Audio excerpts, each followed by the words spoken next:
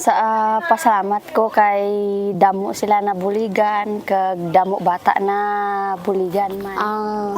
Mahambal ko sa ila, salamat gid, ako gid ang akon nga pasalamat kay man magluwas nga naging healthy ang akon bata. Subong, ari ako din nagsabay sa pag-release ng feeding program sa aton ng mga beneficiary sa Alagang Dami Sepsi. So may ara kita pulo ka mga beneficiary. Kag sa subong nga panahon, ika third month na ini nga pagsakdag sang aton NGO para sa pagrehab sa aton mga kabataan nga nasakupan sa sini nga programa.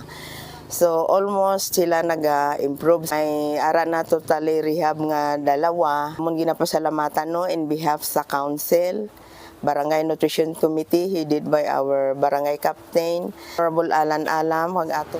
So sa subong amon gid ginalauman ang ini nga programa nga magapadayon sa ikaayos ang aton mga community, mga kabataan nga naapektuhan sa sining malnutrition problem.